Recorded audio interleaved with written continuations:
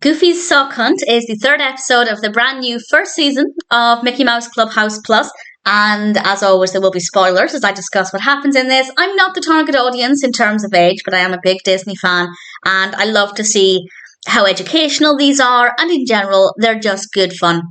And I'm pleased to say this one has a nice mystery, a lot of opportunities for counting and learning. Maybe not as much as the other two episodes, but certainly there are still opportunities for learning. And there's a fun, overarching mystery. And it starts off with Goofy in a hammock. And it turns out he always loses a sock when he's in a hammock. And we find out that he has lost 4 socks. It's an opportunity, of course, to count to 4. And we also have names of the colours of the socks as well, which I thought was a nice thing to include. And they start looking for the sock while Donald has a bath and eats a sandwich. And then they get to use a mouse tool as there's something stuck under a chair. Turns out it's one of Minnie's bows. And the little helper returns. I was wondering when we'd see the return of the little helper from the first episode. It helps get the bow from under the chair, makes perfect sense. And then I will say, I think they maybe gave away too much too soon. And I do think that maybe younger viewers would notice this as well. I don't think it's just something that older viewers might notice, because we then see Pluto walking off with Minnie's bow. He walks out of the door. And I feel like it would have been better if either we didn't see the bow, like maybe we just saw the back of Pluto leaving, or we didn't see him at all. I just feel like it was too much too soon, and I think maybe younger viewers might as well. But that being said, some young viewers might enjoy that. They might delight in being able to work out the mystery sooner than the characters, kind of like a pantomime. That's a weird comparison, but obviously pantomimes, the audience can see things that the characters can't, and it's something I know I, as a child, loved that. Many children love pointing out it's behind you. So that element of being able to see something that the character can't see, maybe some young viewers will like that if they can see this. But I also think maybe they could have waited a couple more moments, because we do see Pluto a few more times. So I think maybe it was a little too soon, but I can understand the argument. Mickey then goes outside and his grill apron has gone missing. Turns out it had blown up onto the glove balloon, and they use the mouse tool toy plane to get it down. The little helper helps as well. And then his apron immediately goes missing as well. And then Daisy's towel has gone missing, and Donald's Sparky, his toy lion. And this one I think was a bit ridiculous. Goofy's sock, his other sock, disappeared from his foot. That one I thought was a bit of a stupid thing to include, because the other things we could reasonably see Pluto sneaking around and taking the things, whereas I think even Goofy's going to realise that Pluto is literally taking the sock from his foot. So I thought that was a bad decision, but the other aspects are quite believable.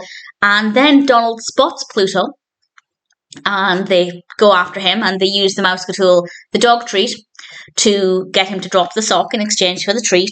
And then they follow him, and they find that there's a kitten.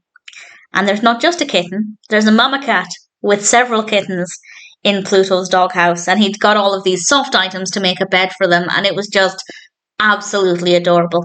And they used the final mouse tool to call upon animal rescuer Hilda to take the mama cat and her kittens. I was a little heartbroken, as when we saw the kitten, I did initially think, oh, is this going to be a new animal? Are we going to get another pet? In Minnie's Bowtoons, they have Figaro.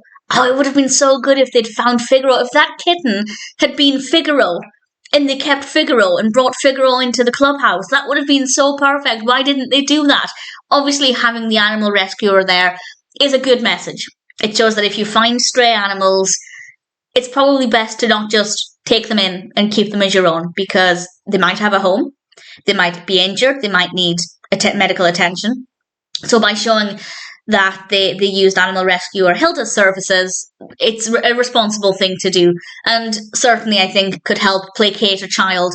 If a child finds a cat and they want to take it home, their adult can say, well, just like Mickey used animal rescuer Hilda, we need to call upon an animal rescuer, and that can maybe help the child not be upset that they can't keep the kitten. I'm basically talking about myself as a younger child. I would, if I found a stray kitten, I'd want to keep it. And an episode like this could maybe help with that kind of situation. So I think it's a solid episode. Maybe not as many opportunities for direct learning such as the previous ones where we have counting and numbers and shapes, but there are still some opportunities like that, and it can be a very engaging episode with the mystery element. As I said, I think we maybe identified that it was Pluto a little too soon, but I do like the idea of allowing the children to identify Pluto, or the viewers of any age to identify Pluto before the others do, just maybe a little later on into the episode. Probably around the point where